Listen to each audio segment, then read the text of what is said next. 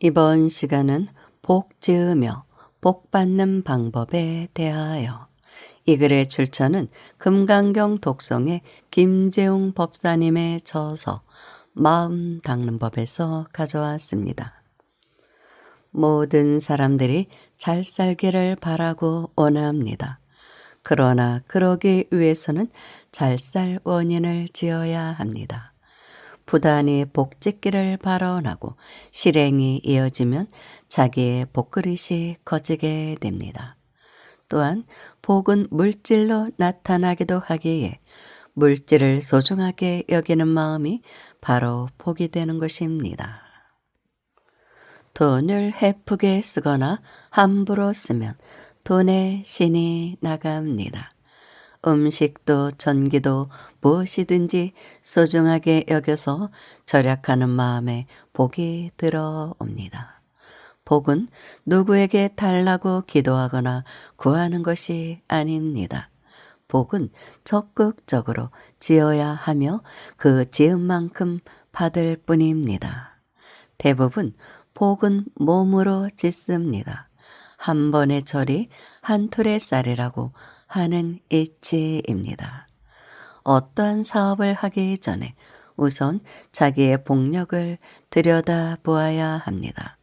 돈이란 복력에 의하여 벌어지는 것이지 생각과 의욕만으로 되는 것이 절대 아닙니다. 복짓는 마음으로, 복짓는 생각으로 복받을 일을 하면 복을 받는데 그것이 미래의 복력을 당겨 쓰는 지혜이며 복지으며 복받는 방법입니다. 일에 대한 탐심, 무슨 일이든지 하겠다는 그런 마음을 내지 마십시오. 부산에 간다고 서울역이나 터미널에서 아무 차나 올라타거나 차를 몰고 엑셀레이터만 밟는다고 부산에 도착하는 것은 아니지 않습니까? 시중에 많이 놔두는 성공에 대한 책들이 말은 그럴듯한데 시작과 끝이 다른 경우가 바로 이 경우입니다. 나의 체력, 능력, 시간으로 할 수 있는 것인지 생각해 보고 아직 불가능하다고 생각하면 시간과 여유를 두고서 하여야 합니다. 무조건 밀어붙인다고 일이 되는 것은 아닙니다. 일을 할 때 마음이 조급해지면 마음의 탐심이 일어나서 반드시 실패합니다. 그때는 그 마음을 내려놓고 혹은 관세음보살님께 바치고 금강경을 읽거나 마음을 쉬게 하여 차분하게 원을 세운 다음 다시 시작하여야 하는 것입니다. 일이란 마음이 성취하는 것이지 몸이 간다고 해결되는 것이 아닙니다. 마음이 급해서는 되는 일이 없으므로 그 마음을 쉬게 하여 탐심을 제거하여야만 일이 쉽사리 이루어지는 것입니다. 장사하는 사람이 장사가 안 될 때 손님이 없다고 하는 그 짜증스러운 마음을 자기가 마음속으로 그리고 있으면 그 일으킨 마음이 일으킨 파장이 가게 안팎을 짜증스러운 분위기로 가득 채워서 손님이 오고 싶다가도 그 파장을 느끼면 손님은 발길을 돌립니다. 사람의 마음이란 영물스럽고 예민하기가 그지없어서 그 가게에 오지 않게 되고 온다고 해도 얼른 일어나 나오고 싶은 마음이 들게 됩니다. 짜증스러운 마음이나 끙끙대는 마음을 어서 털어버리고 바치는 것이 손님이 오게 하는 실행이 됩니다. 또 장사가 안 된다는 생각은 절대 금물이며 그런 말을 하는 것은 더더욱 금물이며 입 밖에 내어서도 안 되는 것입니다. 누가 물을 때도 항상 잘 된다고 하는 것이 좋습니다. 그리고 실제로 항상 잘 된다는 마음을 가지고 있어야 합니다.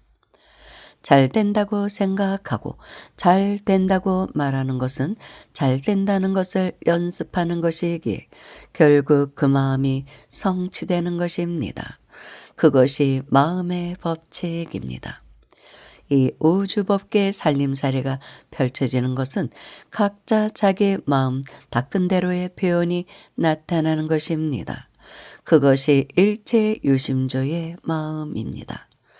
여러분이 집착할 때 법계의 살림살이에 대해서 그대로 캄캄 절벽하게 되며 여러분이 집착과 탐착 그리고 애착에서 벗어날 때 법계의 살림살이는 그대로 밝게 여러분 앞에 드러납니다. 이 법계는 모든 것을 갖추고 있습니다. 사람들이 구하는 정도는 다 충족되어 있습니다. 그러나 구함에도 불구하고 안 되는 이유는 스스로의 마음속에 안 된다는 초조하고 성내는 마음의 찌꺼기가 있기 때문입니다. 그 안 된다는 마음만 내려놓으면 저절로 이루어집니다. 모든 일이 다 그렇듯이 도통하는 것도 사전에 준비가 있어야 합니다. 세상 모든 일이 준비성 있는 발언과 행동으로 이루어지는 것이기에 아무리 어려운 일이라도 그에 상응하는 철저한 준비가 있으면 그 일에 임해서 여유가 있고 생각하는 힘이 생겨 일을 성취할 수 있습니다. 배우자를 구하거나 친구를 사귈 때 혹은 직원을 고용할 때도 복이든 지혜든 같은 정도끼리 모이게 되어 있습니다. 말 그대로 유유상종입니다.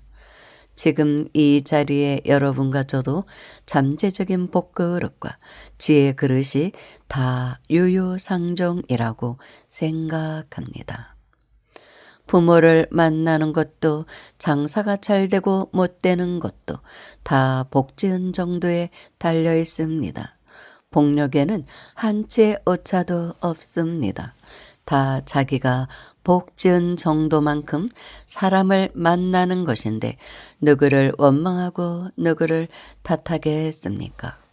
그러니 오늘과 내일을 위해 우리에게 법계의 살림살이를 가르쳐 주신 부처님 전에 복 많이 짓기를 발언하고 부지런히 원을 세워 닦아나갈 길입니다.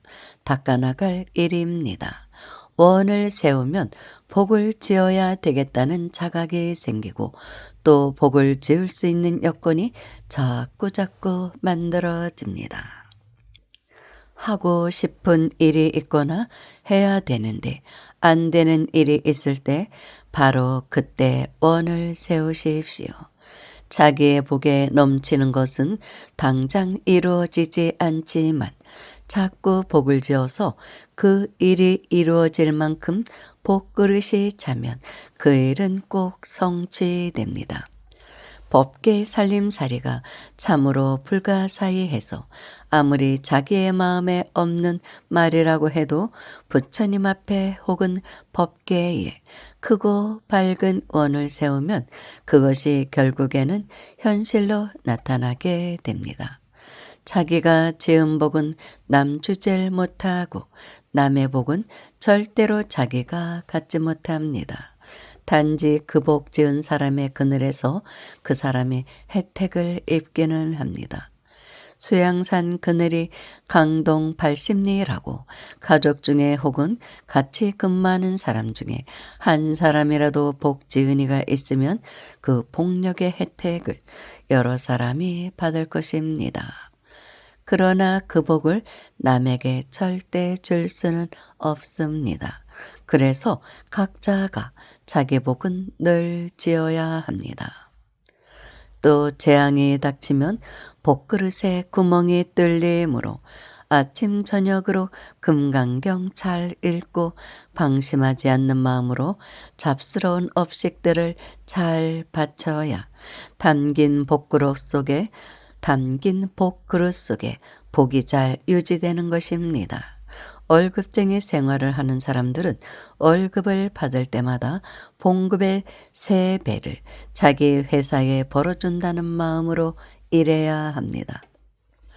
일은 꼭 그렇게 한달하기보다는 마음을 그렇게 쓰면 모든 일에 세심한 신경을 쓰고 철저를 기할 수 있게 됩니다. 모두 원인 지은 대로 결과를 받기 위해 이러한 사람은 현명한 사람이고 자신을 되돌아보는 공부하는 사람, 마음 공부하는 사람이 됩니다. 그러한 태도는 주위의 분위기에도 영향을 주어 본인과 함께 여러 사람을 같이 복짓게 할 것입니다. 더더구나 그렇게 지은 복은 남이 받는 것이 아니라 자신이 받기에 어디 가서 자기가 복 지었다고 말할 필요도 없고 생색낼 필요도 없는 것입니다. 자신에게 필요하지 않은 물건은 그 물건이 필요한 사람에게 나누어 주려는 마음을 항상 가지고 계시고 보시는 자신이 받을 수 없고 자신에게 갚을 수 없는 사람에게 하십시오. 갚을 수 있는 사람에게 하면 자신도 모르는 사이에 보수나 대가, 인사를 받고 싶어하는 마음이 생기게 됩니다. 자신의 탐심을 닦기 위해 준다는 마음을 갖되 자신에 대해서는 철저히 하십시오. 무엇이든 남에게 준다는 연습을 자꾸 하셔야 복그릇이 점점 커져 다음에 자신의 복그릇에 채워질 복이 들어오게 되는 것입니다. 그러니 그러한 원인을 지금도 내일도 모레도 현재도 미래도 계속 지어나가고 심어 나가셔야 합니다. 그것이 법계 살림살이를 아는 사람의 행동입니다. 사람이 평생을 먹어야 쌀 40가마밖에 먹지 못한다고 합니다. 가난한 이도 부자도 끊임없는 자신의 탐심을 따라다니기보다는 이제는 무아도 알게 되셨고 몸도 무아이고 마음도 무아인 줄 알아서 들어서 배워서 깨쳐서 아시는 여러분들은 스스로가 동료가 경쟁자가 고객이 옆 사람이 우리가 누구인지 아는 사람들이니 탐심도 적정선에서 만족하고 자신의 복그릇을 채워나가는 것이 이 법계의 살림살이의 이치를 아는 총명하고 지혜 있는 사람이 됩니다. 혹시 살다가 누군가에게 돈을 빌려주더라도 받겠다는 생각을 하지 말고 준다는 생각으로 빌려주고 그 다음은 절대 생각하지 마십시오. 물건을 누구에게 주더라도 절대로 그 사람을 기쁘게 하기 위해서 주지 말고 법계의 마음을 즐겁게 하기 위해 준다는 것을 절대 잊어버리지 마십시오. 법계의 살림살이도 모르는 이가 즐거워해 보아야 그것이 참 즐거움이 아니라는 것은 이제 여러분이나 저나 다 아는 것입니다. 그러니 우리가 법계의 마음을 즐겁게 하기 위해서 주는 것이지 그 사람을 위해서 준다는 생각은 버리실 때도 되었습니다. 우리도 법계는 아니지만 법계의 일부이고 그 사람도 법계 그 자체는 아니지만 법계의 일부이므로 법계를 즐겁고 순조롭게 하기 위해서 주어야 하며 나의 아까워하는 그 인색한 마음을 버리기 위해서 주어야 하며 내 마음을 닦기 위해 주어야 하는 것입니다. 빈 마음이라도 주는 마음을 부지런히 연습하면 마음이 넓어지고 물질에 대한 애착도 없어져서 자신도 모르게 자신의 탐진치가 닦이게 됩니다. 직장 생활을 하고 장사를 할 때에도 나나 내 가족을 즐겁게 하기 위해 일한다기보다는 법계를 위해 법계를 즐겁게 하기 위해 일을 하면 여러분의 종자식인 제8식 아래 야식에 좋은 종자가 심어져서 그 좋은 종자가 여러분의 몸과 기세간을 좋게 하기 위해 육신과 가족이 다 고통을 쉬고 편안하게 되는 것이 법계의 이치요 법계의 살림살이라는 것을 이미 다 배우셨을 것입니다. 복은 각자가 자기 마음이 짓는 것입니다. 부처님 전에, 관세음보살님 전에, 지장보살님 전에 공양을 올릴 때 그 올린 마음에 그대로 복이 지어지는 것입니다. 부처님 복을 옹호하고 남에게 법계의 살림살이의 이치가 담긴 금강경의 가르침을 전하고 자신의 마음이자 부처님의 마음인 도량을 만들고 가꾸는 일, 이러한 일들이 다 자기 마음에 복을 지어놓는 것입니다. 그러니 무엇보다 복을 짓겠다는 그 간절한 마음, 그 발심이 서고 어느 순간 공경심과 환희심이 나는 순간 그 순간에 큰 복이 지어집니다. 항상 중생을 구제하시겠다는 보살님들의 간절한 소원이 성취되는 순간 그 마음이 그대로 우리에게 전해져서 환희심과 공경심이 그대로 나오는 것이기에 그렇습니다. 항상 웃고 항상 밝게 생각하셔야 합니다. 이제 무아를 아셨으니 나라는 생각을 내려놓고 자기가 복 짓는다는 그 한 생각마저 다 내려놓으시면 그것이 수행이 됩니다. 아상을 녹이고 반야를 증득하고 부처를 증득한다 함은 마음 닦는 이는 자신이 짓는 복을 담하지 않습니다. 자신이 지은 복은 끈에 묶인 장난감처럼 당기면 언제든지 끌려옵니다. 시간과 관계없이 끌려옵니다. 그런데 그 복을 자신이 받을 마음을 내면 줄어들고 법계에 바치려고 하면 더 큰 복을 짓게 되어 자기 마음에 부처님을 증득하게 됩니다. 이때 마음이 밝아지고 아상이 녹아내리는 것입니다. 부처님의 가르침을 신의 오증 혹은 신의 수중의 4단계로 나눠서 설명하는데 여러분들은 금강경에 대한 믿음으로 이 자리에 계시니 금강경에 대한 믿음, 즉 신이 있으신 것입니다.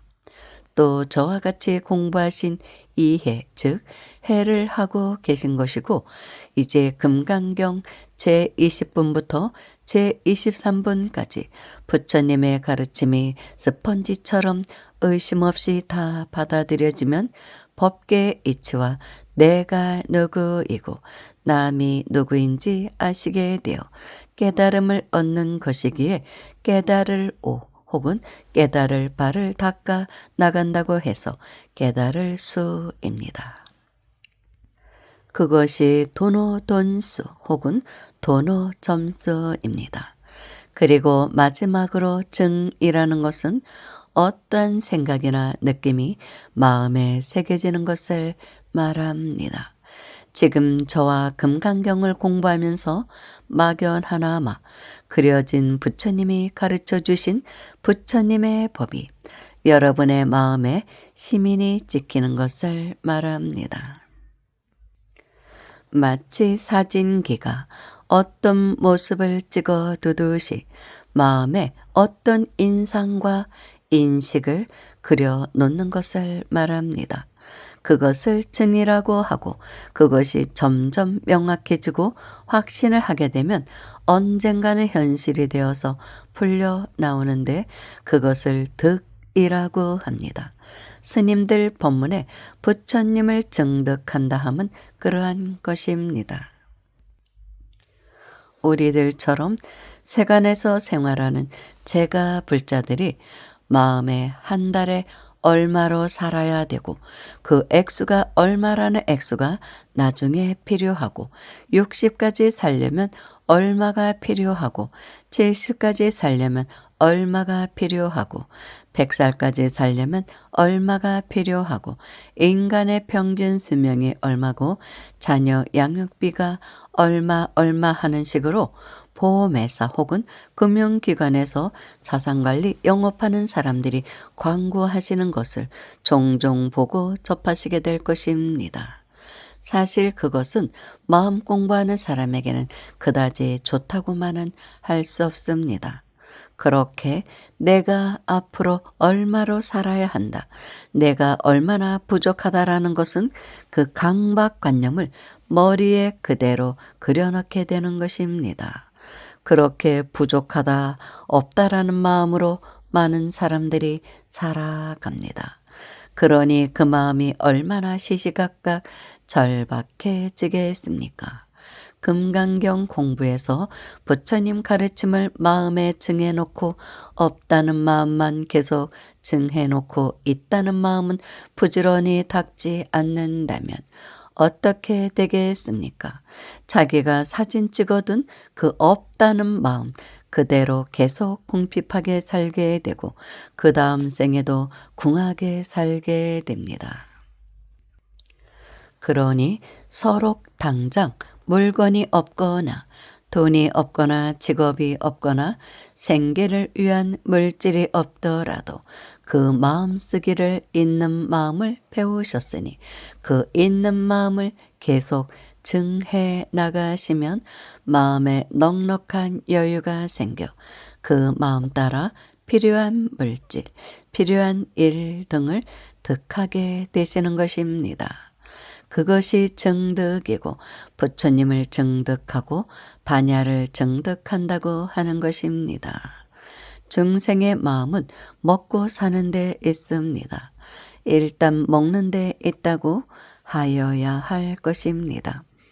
어떤 사람은 식사 대접을 받으면 마음이 누그러져 버립니다. 그러니 사람들을 보거나 만날 때 대접하십시오. 누구에게 밥을 사면 마음과 먹는 음식 두 가지를 그 사람이 대접받게 되는 것이고 밥을 사거나 베푸는 사람에게는 그때 복이 지어지는 것입니다. 남이 행복해하는 순간, 그 순간 바로 복이 지어지는 것입니다.